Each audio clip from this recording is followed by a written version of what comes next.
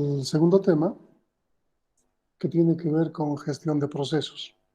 Les había dicho que toda la primera parte vamos a abocarnos a trabajar con el procesador y este tema es muy relevante. En todas las computadoras actuales, les he mostrado en clases anteriores, obviamente se pueden hacer varias cosas a la vez, o por lo menos pensamos que podemos hacer varias cosas a la vez, ¿no? Ya que podríamos estar escuchando música, escribiendo algo en pantalla, imprimiendo, descargando un documento, etcétera, etcétera, etcétera. De tal manera que parece que estamos haciendo muchas cosas a la vez. A esto le llamamos multiprogramación. Y la idea de la multiprogramación es que va a empezar el procesador a conmutar, a intercambiar distintos trabajos por un determinado turno. Eso es como el tiempo compartido. Estamos compartiendo un procesador en tiempos y a cada tarea le va a tomar un tiempo específico, muy pequeño en milisegundos, pero le va a tocar un tiempo. Y en ese tiempo va a tener para avanzar en su trabajo, no importa que no lo acabe, pero tiene que avanzar en su trabajo. Entonces, estos tiempos que pueden ser decenas o cientos de milisegundos, muy pequeños tiempos, ¿no? El procesador solo estaría ejecutando un programa. Si hacemos una captura de tiempo, el procesador solo está ejecutando un programa. No importa que tengamos 100 abiertos y pensemos que los 100 se están ejecutando al mismo tiempo. Obviamente, como los tiempos que se ejecutan son tan pequeños, nos da la sensación del paralelismo y que estamos haciendo todo al mismo tiempo, pero no es cierto. Esto es importante, muy importante. Entonces, cuando pasa un segundo, probablemente varios programas se han ido trabajando. Tal vez algunos han concluido, tal vez algunos han avanzado. Y esa sensación de paralelismo o pseudoparalelismo es la que el usuario percibe. ¿Está bien? Otra cosa es cuando existe un paralelismo a nivel de hardware en sistemas que tienen multiprocesador. No es nuestro caso. Nuestro caso de estudio, como materia, es un sistema uniprocesador.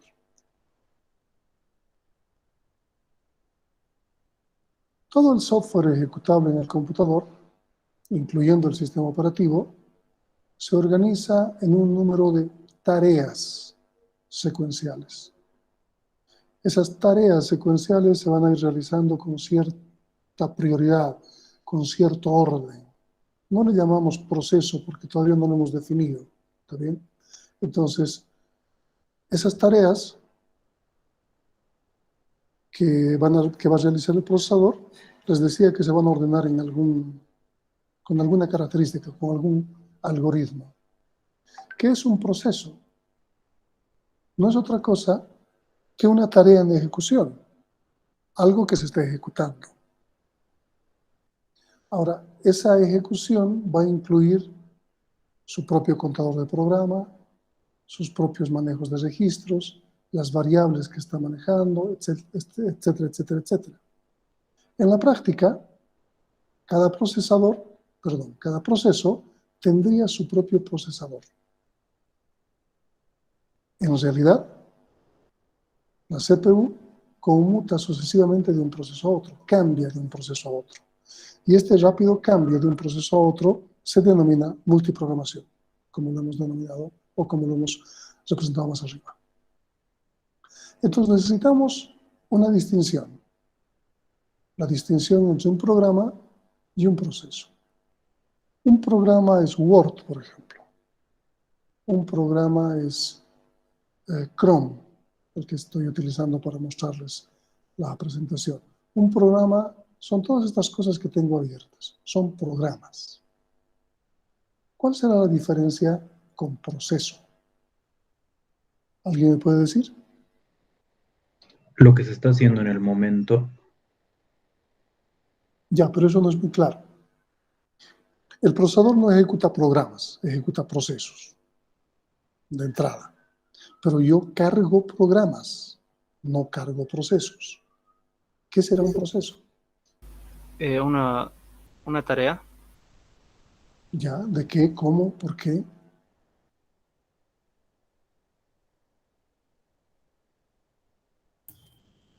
Un proceso sería una tarea del programa. Ya, mejor. Entonces, ¿qué quiere decir? Que un programa se va a dividir en varias tareas. Para hacerlo bastante simple, en el Word ustedes han utilizado un espacio donde tienen que escribir, un editor.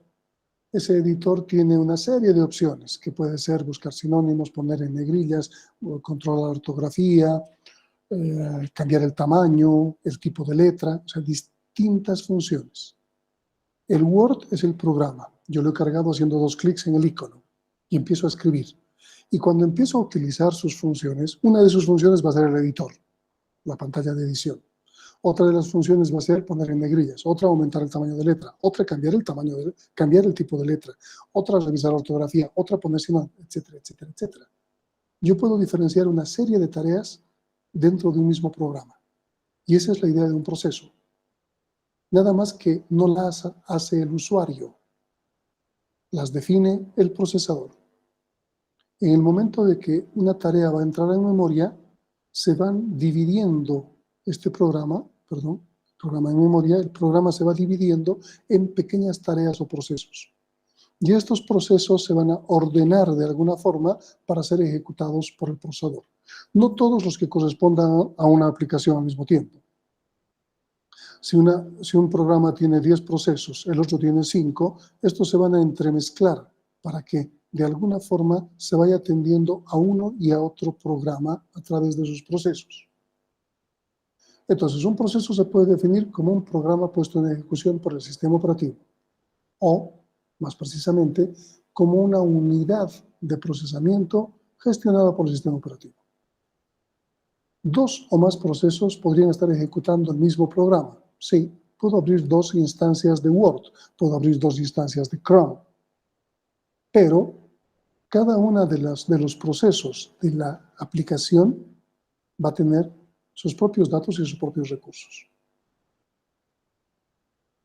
El programa va a ser el mismo, pero cada uno de los procesos es diferente. Aquí hacemos una analogía un poco tonta, pero digerible en el sentido de poder entender la diferencia. El preparar una torta a través de una receta. El programa es la receta.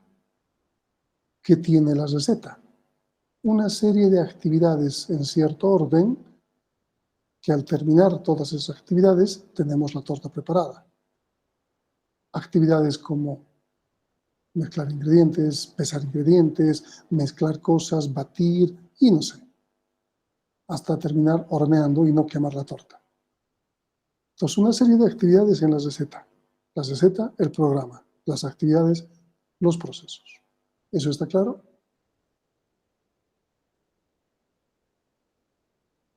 ¿Está claro? Está claro, Inge. Sí, Inge. Entonces, ya que tenemos diferenciado claramente los procesos, si yo tengo, puede ver mi pantalla, aparentemente 4 programas corriendo. ¿Cuántos procesos tendré por debajo? ¿Se pueden ver los 4 programas? Estoy presionando Command Tab o Alt Tab y estoy intercambiando entre ellos. ¿Cuántos procesos tengo corriendo?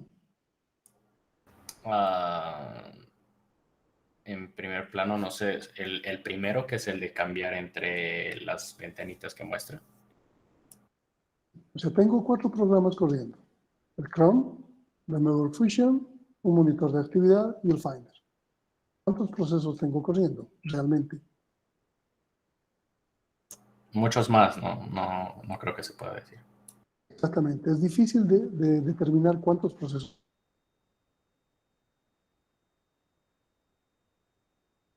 Está mostrando todos los procesos corriendo. Pero aún aquí, en esta pantalla, no estoy viendo exactamente los procesos que estoy corriendo. Son muchos, si se fijan. Yo tengo 4 aplicaciones abiertas. Y fíjense la cantidad de tareas ejecutándose. Todas estas se están turnando al usar el procesador. Hay algunas que tienen nombres repetidos. Voy a ordenarlo. Si se fijan, aquí tengo varios con el mismo nombre. ¿Qué implica? Estos son procesos de esta aplicación. Chrome. Fíjense cuántas de Google Chrome tengo abiertas. Y si veo mi Chrome, aquí arriba, tengo 1, 2, 3, 4, 5 pestañas abiertas. Son como 5 instancias de Chrome. Y aquí me está mostrando muchas más cosas de Chrome. ¿Está bien?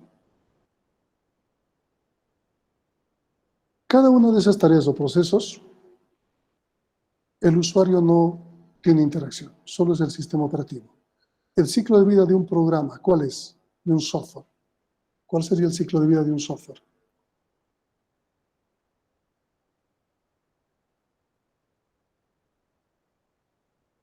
¿Nadie sabe el ciclo de vida de un software? ¿No han llevado ninguna materia que tenga que ver con esto? Sistemas de información, ingeniería de software, en el caso de informática y sistemas. ¿Nadie sabe eso? Así a la mano y ordenado no hay. Normalmente el ciclo de un software es, bueno, puede empezar por análisis, diseño, implementación, prueba y hasta mantenimiento. Dame un segundo, por favor.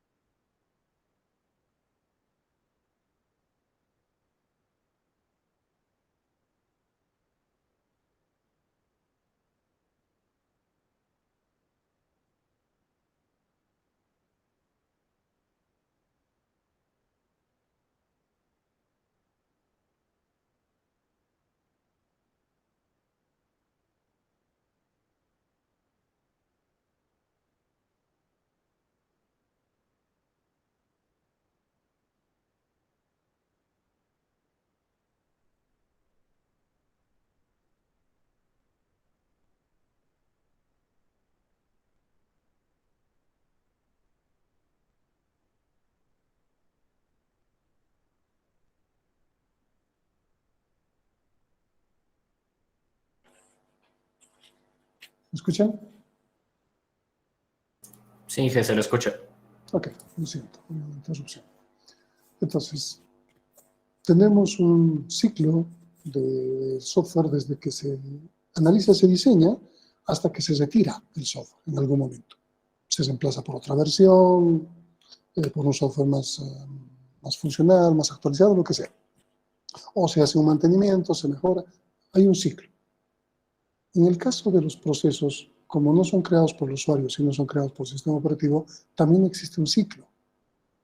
Y empieza con la creación del proceso y termina con la terminación del proceso, valga la redundancia. Entonces, ¿bajo qué consideraciones se va a crear un proceso. El proceso se puede crear cuando se inicializa el sistema.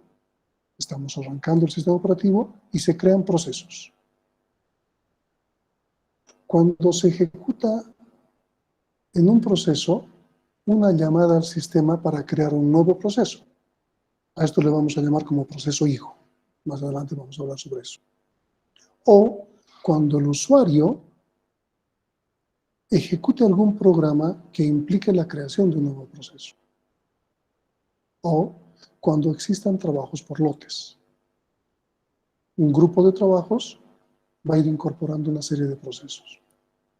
Obviamente, cuando el sistema operativo arranca, cuando se enciende la computadora, se van a crear varios procesos. Si vemos aquí, se distingue, me imagino, voy a ordenarlo por proceso. ¿Está bien?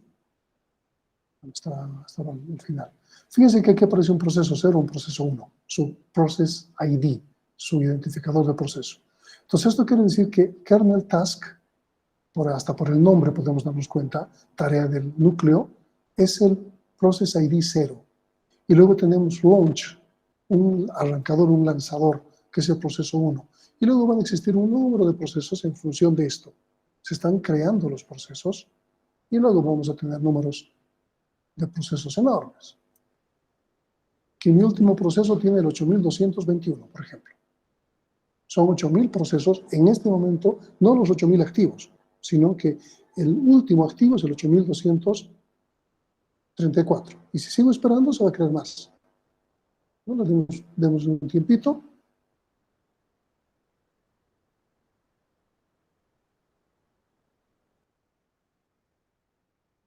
Seguimos en acá.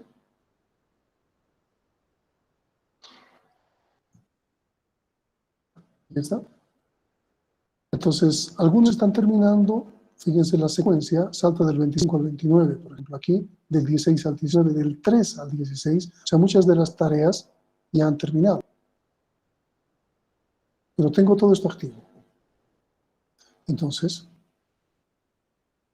algunos procesos son foreground, significa que yo los puedo ver o yo los estoy activando. Son aquellos que interactúan con el usuario. Y a otros procesos se les llama background. ¿Cuáles serían esos procesos background? Los que no estamos viendo nosotros o tal vez no los estamos activando, pero digamos por defecto el sistema operativo ya los empieza a realizar sin que el usuario se dé cuenta. Exactamente. Entonces existen múltiples procesos que son parte del mismo sistema operativo o de alguna tarea que nosotros necesitamos, pero que no la estamos activando nosotros. Ustedes van a aprender en las prácticas de Linux cómo lanzar procesos background.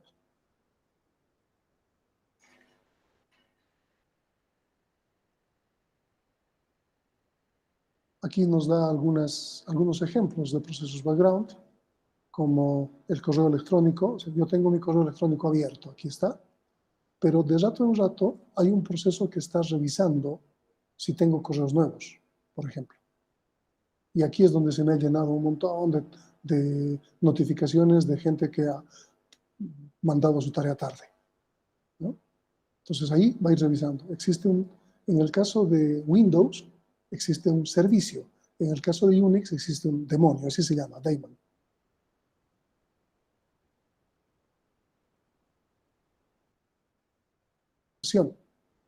¿No? Esto es web. Esto es web, a través de web, el correo. Aquí tengo un correo. Entonces existen múltiples tareas que pueden estar realizándose en background. Si yo mando a imprimir archivos, no va a estarme ocupando mi pantalla principal, mi foreground. Se van a ir imprimiendo. Si he mandado cientos y cientos de páginas, eso se va a ir despachando sin que yo tenga que ver. Como les decía, estos se llaman daemons en Unix o servicios en Windows. Y obviamente los sistemas operativos tienen un montón de estos. Veamos Windows. Vamos a ver, control al suprimir. Administrador, servicios. Estos son servicios de Windows, los demonios de Unix. ¿Se pueden distinguir? Y aquí busquemos, por ejemplo, un servicio que tenga que ver con impresora. Aquí está. ¿Se distingue? Sí, Ok, el spooler es un servicio que maneja la impresora. Entonces son servicios, no necesariamente son, en el caso de lo que estamos hablando, son procesos que yo he arrancado. Son procesos en background que el sistema operativo ha arrancado y que el Windows le llama servicios.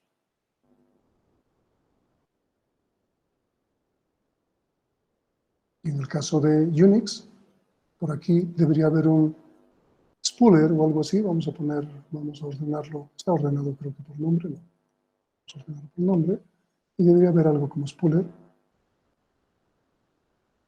O algo de printer, no sé en qué nombre está guardado su registro de macOS. Por lo menos spooler no se llama.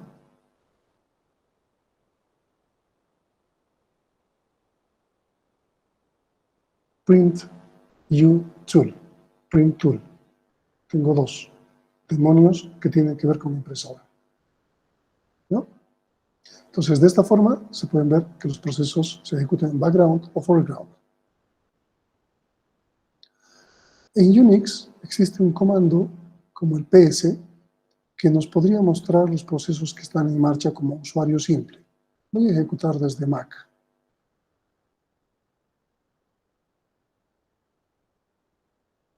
Coloco ps y me muestra el proceso activo mío, que es mi shell, bash, mi entorno de trabajo. ¿Está bien? En el caso de Windows, ¿cómo puedo ver los procesos activos?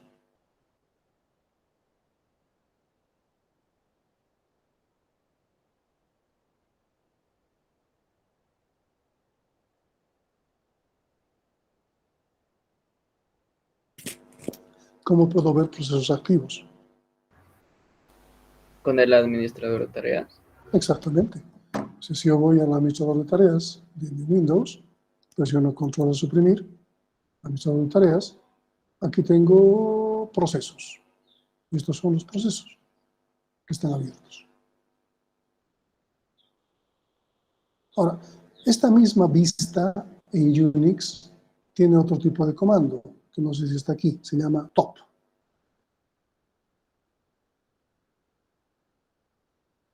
No, creo que no lo he visto, pero voy a ejecutarla para que ustedes vean lo que acabo de mostrarles. Top en Unix me permite ver, si sigo abriendo, si pudiese tener una pantalla doble, triple, cuádruple, me permitiría ver más columnas. Fíjense que a medida que voy estirando, se van viendo más columnas. ¿Qué me interesa ver de esto? Los procesos, por ejemplo, el 8108, perdón, sí, el 8108, Google Chrome, está ocupando el 28%, 30% de mi procesador. ¿Qué significa eso? En este momento yo estoy utilizando el Chrome para darles hasta el curso. Es por eso que está haciendo, que estamos utilizando más. Y debe tener, bueno, este es su Process ID. Cuánto de tiempo está usando y un montón de información, cuánto de memoria, etcétera, etcétera. Y aquí puedo ver en orden. Aquí el 0, el Process ID 0, kernel task, está ocupando 16%, 25%. Fíjense cómo en tiempo real me está mostrando el uso del procesador. Y aún el comando que yo he ejecutado está ocupando un porcentaje porque me está mostrando, está siendo utilizado en este momento. ¿Está bien? Es el comando que nos permite ver en tiempo real los procesos a nivel de consola en Unix. Ahora, a nivel gráfico, Unix, Linux, X-Window, macOS, lo que sea, puede tener diferentes opciones gráficas. Una de las opciones en macOS es esta, el monitor de actividad, que les estoy mostrando en este momento. ¿Sí? Pero Unix, de manera general, utiliza los comandos que acabo de darles. En cualquier Unix les va a funcionar. En Unix existe una llamada, si ustedes recuerdan la API POSIX, llamada fork. Esta llamada al sistema fork permite crear un clon, una copia exacta del proceso. O sea, el proceso, los procesos normalmente lo que corren, crean su hijo, se están creando un clon. pero como su clon tiene exactamente las mismas características, la misma dirección de memoria, los mismos registros y todo, tendría problemas. Tendría problemas porque dos procesos iguales estarían ocupándose de memoria. Entonces, lo que ocurre es que se ejecuta otra llamada al sistema, llamado XCB. Y lo que hace eso, está generando al clon sus propias características, propios registros, propias direcciones de memoria, etc. Y de ahí se convierte en otro proceso. Entonces, en todo Unix, la forma de crear procesos es esa. Fork clona el proceso padre, porque un proceso tiene que crear otro necesariamente. Vamos a ver más adelante, eso se llama jerarquía de procesos. Un proceso padre crea un proceso hijo, pero ambos son igualitos, es un clon. Entonces, se ejecuta el XCB para que esa imagen que tiene, ese hijo que tiene, tenga sus propias características. En el caso de Windows, no se utiliza una llamada al sistema de este tipo. Se utiliza el create process. Y esta crea el clon y le cambia directamente sus características, sus direcciones. No necesita de dos llamadas. Para crear se necesita esto. Ustedes van a ejecutar como primera tarea de Linux, no todavía hoy día, no se preocupen, el programa que yo les he visto, que yo les he mostrado transcrito, ¿se acuerdan? Yo lo he transcrito y lo he hecho correr en Linux. Justamente este programa hace uso de una llamada al sistema llamada fork y está creando. Y en la salida dice proceso padre, proceso hijo, proceso padre, proceso hijo. Y les he mostrado que el proceso padre era el mismo, el programa que yo estoy utilizando. Mi programa es el proceso padre, tiene un número, process ID, y está creando varios hijos. Entonces, todos los hijos van a tener diferente process ID, diferente número, pero van a ser todos del mismo padre.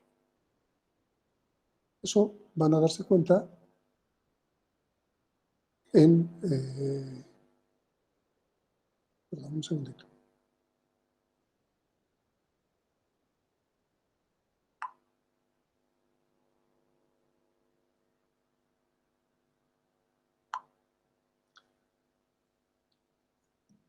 Entonces, cuando hagan correr el programa, van a fijarse que en una línea del código C existe el fork. No existe el XCB.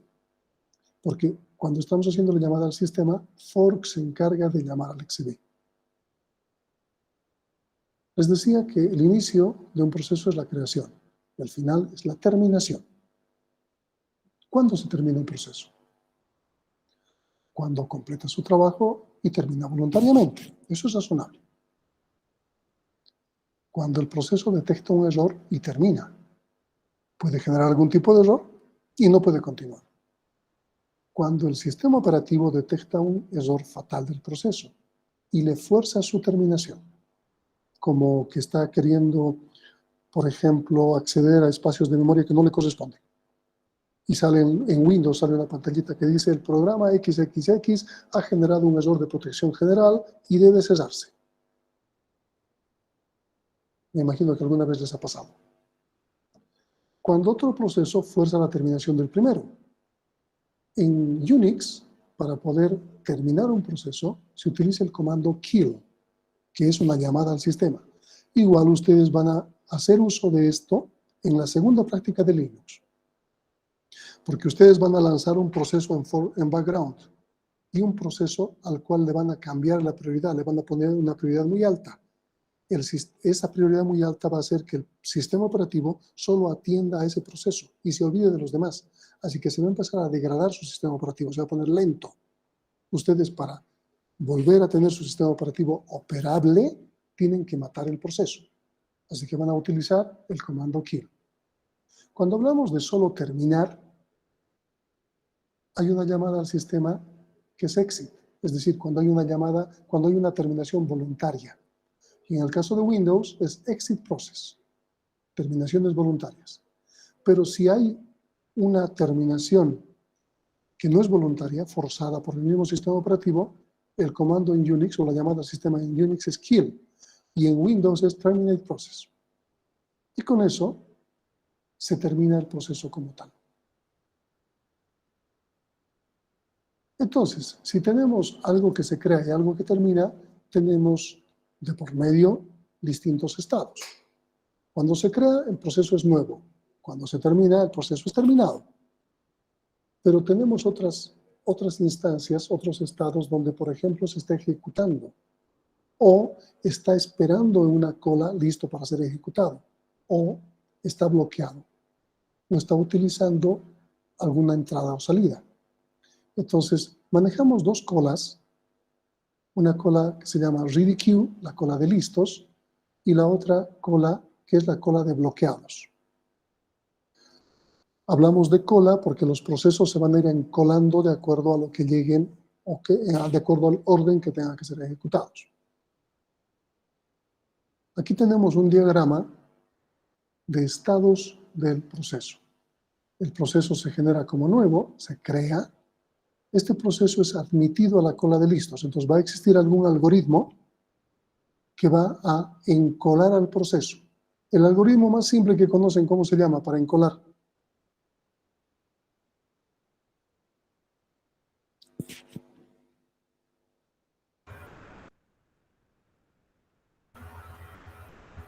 ¿Nadie sabe?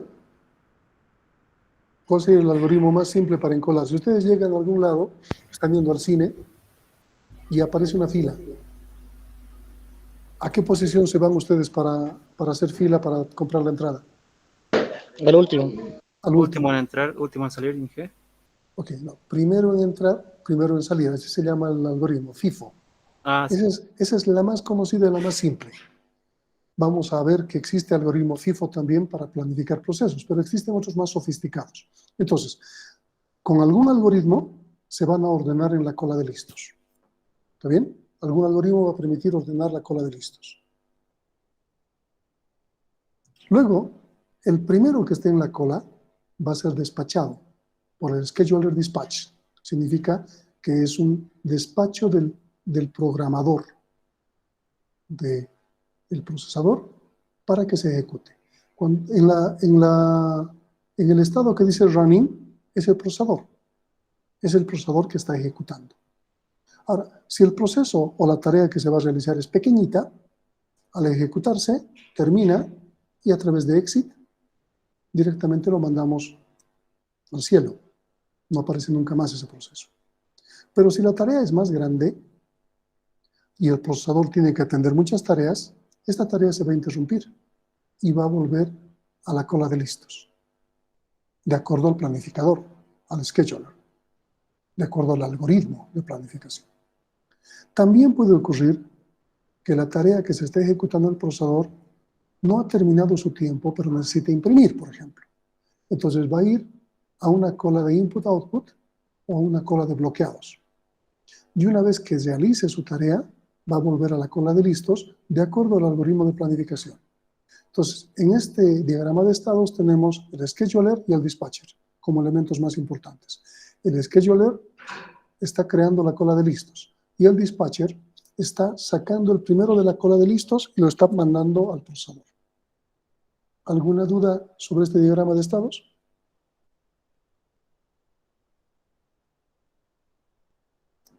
Vamos a ver un pequeño video que nos muestra una pequeña animación de estos diagramas de estados.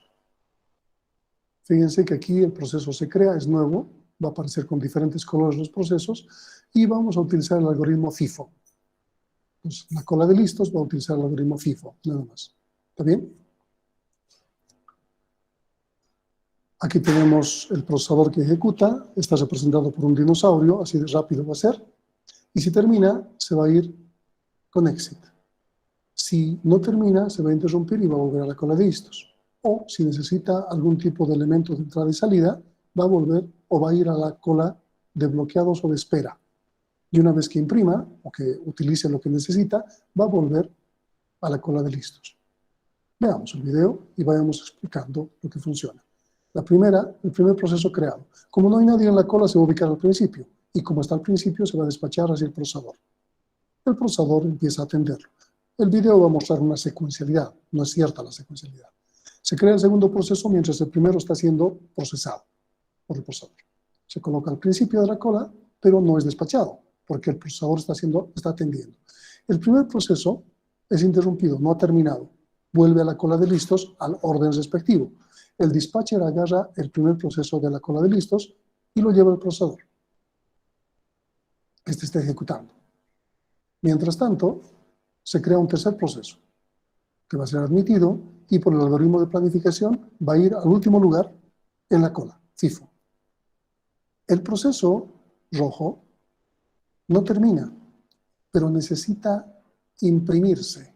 Así que no vuelve a la cola de listos, sino va a la cola de bloqueados o de entrada y salida. Y fíjense que se está imprimiendo. Mientras tanto, el dispatcher agarra el primer proceso que estaba en la cola de listos y lo ejecuta. El proceso termina de imprimir, el tercero, el rojo, y va a volver a la cola de listos porque no ha terminado como tal sus tareas y se va a encolar al final. El proceso verde ya ha terminado sus tareas, ocurre un exit y se muere. Terminó. El siguiente proceso, el amarillo, es despachado al procesador y va a ocurrir lo mismo. Si este no termina, va a volver con una interrupción a la cola de listos y si termina, va a ir por exit. Si necesita utilizar algún tipo de entrada-salida, va a volver a la cola de espera o cola de bloqueados y otra vez a la cola de listos y así sucesivamente todos los procesos van a ser despachados, ejecutados y terminados. Yo creo que con esto se entiende mucho mejor cuáles son los estados por los cuales pasa un proceso. ¿Alguna duda?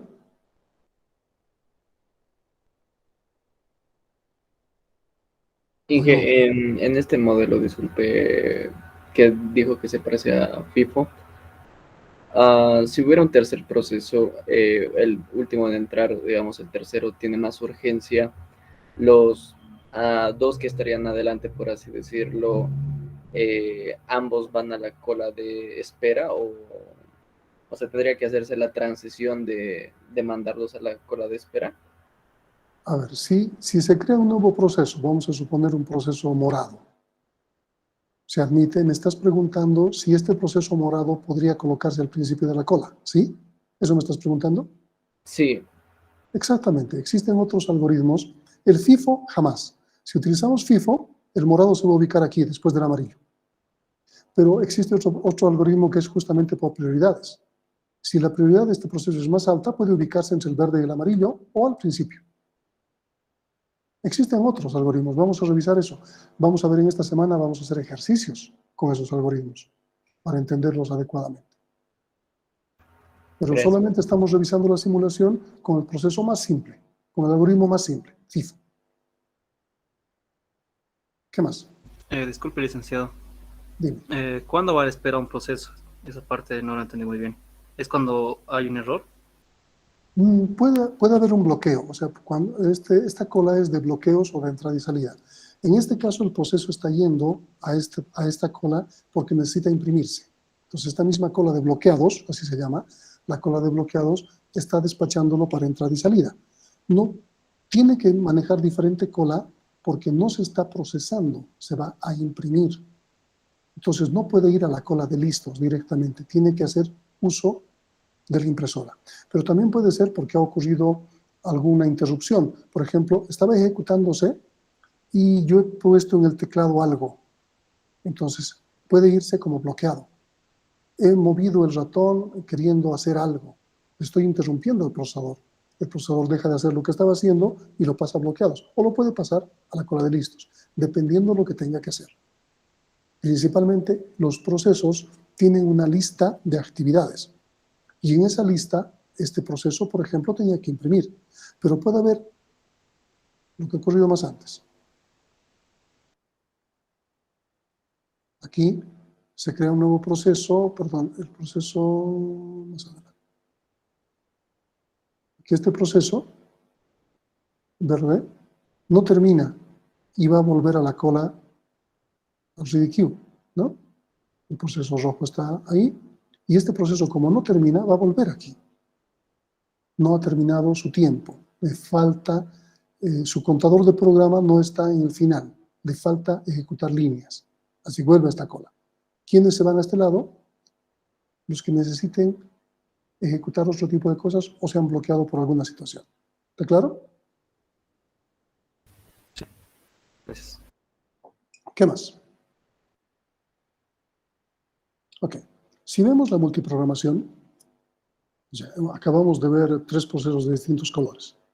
Vamos a suponer que tenemos 4 procesos. Hasta el sistema operativo es parte de un proceso.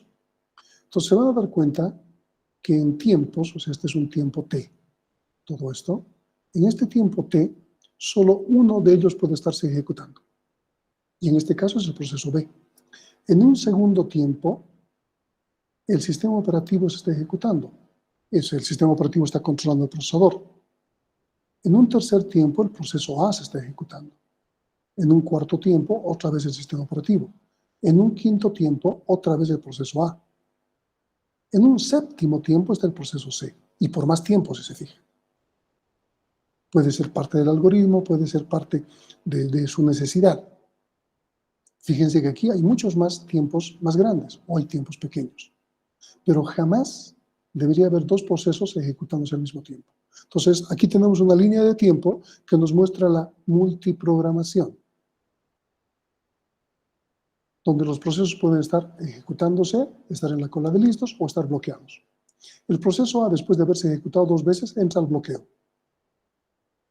Y luego vuelve a la cola de listos. Y más adelante podrá ejecutarse y terminar. Entonces los procesos van a estar en diferentes estados. ¿Está claro? Sí, Inge. Ok. Y digamos, procesadores más modernos se puede así que estén 2 procesos al mismo tiempo en paralelo o No. Únicamente ocurriría si tenemos 2 procesadores físicos. Sí, podrían colocarse en paralelo, pero uno en cada uno. Y todo esto, digamos, que dicen de los hilos, eso no se refiere a eso. Vamos a hablar más adelante de los hilos. Ahorita estamos viendo un proceso que se llama proceso pesado, si quieren, pero le estamos llamando solo proceso ahora. ¿Está bien? Ahora, ¿se han dado cuenta que cuando se está ejecutando un proceso aquí en la animación, otro está esperando, este va a salir a terminado? Vamos a hacer que no termine todavía. Vamos a ver antes. Aquí. Se está ejecutando un proceso. Vamos a ver que salga el rojo.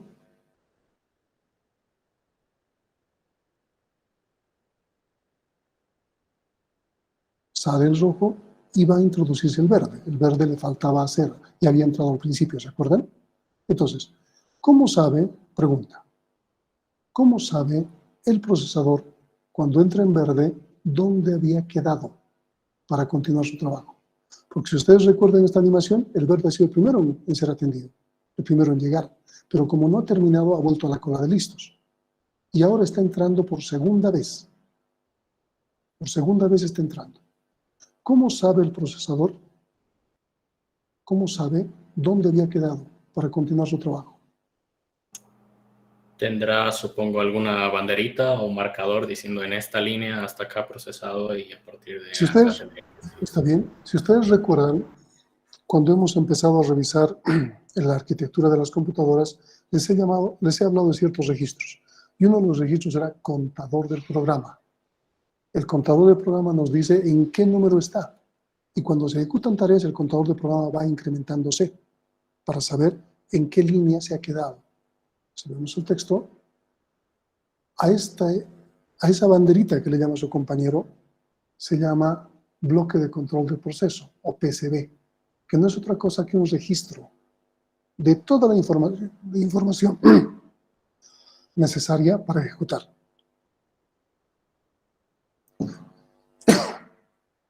No solamente del contador de programa, sino qué registros de memoria está usando, qué valores tenía el registro AX, BX, CX, stack, etc. Todo lo que sea necesario para que el procesador continúe su trabajo. ¿Se han dado cuenta, cuando han visto el primer tema, arquitectura del computador, el procesador está ejecutando solo 3 cosas en ciclo? ¿Se acuerdan? Entonces no tiene noción de lo que está haciendo, solo ejecuta. Alguien le dice, este es el proceso, ¿ok? Revisa su contador de programa, ejecuta la siguiente instrucción, aumenta el contador de programa, si es necesario guarda, no guarda, está haciendo todo en ciclo. No sabe lo que está haciendo en la práctica, solo sabe computar, ejecutar cosas, de acuerdo a lo que le mande. Así que necesita datos, necesita información. El PCB es esa información.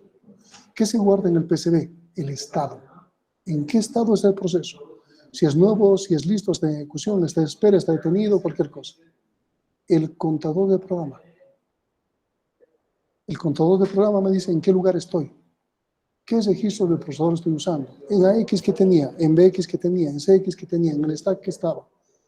Información de planificación. ¿Bajo qué algoritmo estoy utilizándolo? Entonces tengo prioridades, tengo FIFO, tengo SJF, distintos algoritmos. ¿Qué asignación de memoria tenía? ¿Qué estado de entrada y salida estoy manejando? ¿He impreso algo, no impreso algo? Y estadísticas. Entonces fíjense aquí, tengo el estado. Mi registro de estado, mi contador de programa, mi stack pointer, mis registros generales AX, BX, EX, registros especiales. Aquí mi memoria. En la memoria tengo, en mi mapa de memoria, tengo mi sistema operativo en algún lado y tengo la dirección que está ocupando el proceso N, proceso B, proceso A.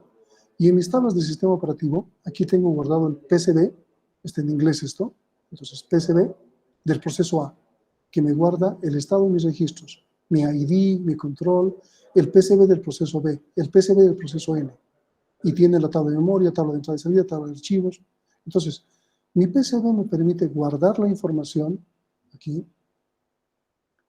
guardar la información del proceso que acaba de salir y leer la información del nuevo proceso que está entrando. De tal manera que guardo la información del proceso que está saliendo para que este proceso, cuando vuelva a entrar, yo sepa dónde continuarlo. Y cargo en memoria toda la información del PCB del proceso que está entrando. Eso me permite tener un control de los procesos. ¿Está claro? Aquí tengo parte del PCB, el Process ID, les he mostrado el estado del proceso, prioridad, contador de programas, registros y puntos suspensivos. Toda la información necesaria. Cuando un proceso sale y otro entra, se llama cambio de contexto.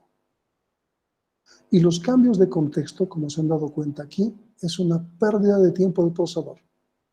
Esto es pérdida de tiempo. Esto es pérdida de tiempo, esto es pérdida de tiempo. ¿Qué ha ocurrido ahí? Cambios de contexto. Cuantos más cambios de contexto haya, ese tiempo, si lo multiplicamos por un tiempo, es un tiempo perdido del procesador. Veamos en el caso de Mac. Voy a ver cualquiera de estos procesos. Y aquí tengo sus estadísticas.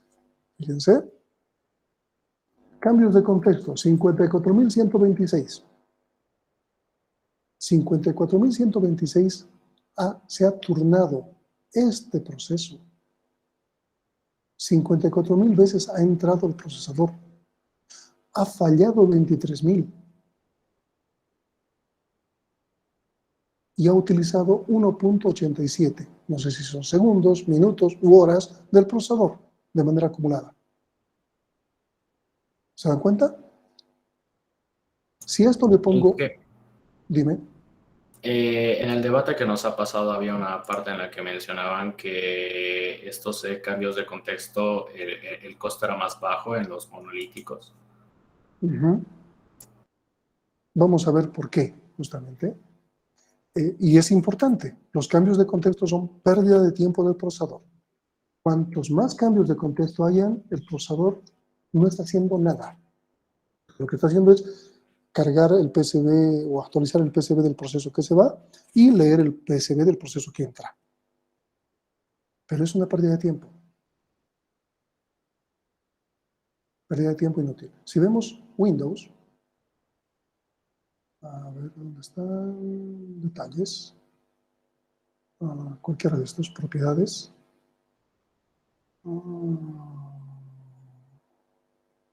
No. Vamos al Explorer. ¿Dónde está?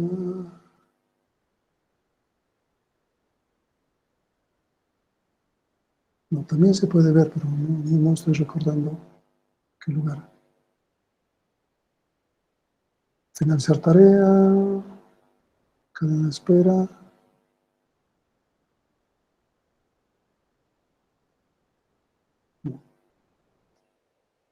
No recuerdo bien el lugar donde se puede ver.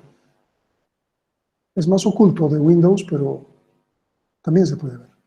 No recuerdo en este momento, pero ustedes van a hacer una práctica donde van a ver ¿Cuántos cambios de contexto hay en Linux de manera general?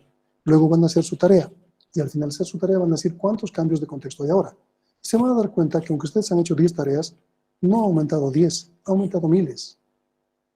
Y esos son tiempos perdidos que se tiene que ahorrar. ¿Está bien?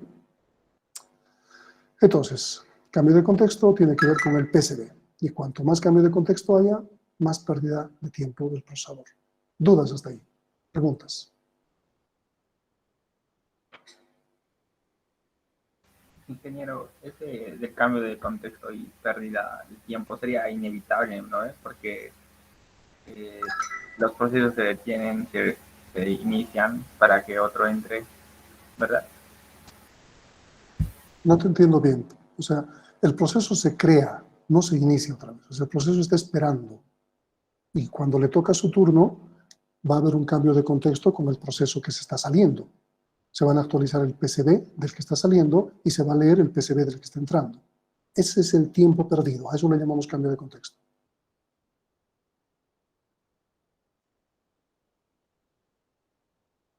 ¿Algo más?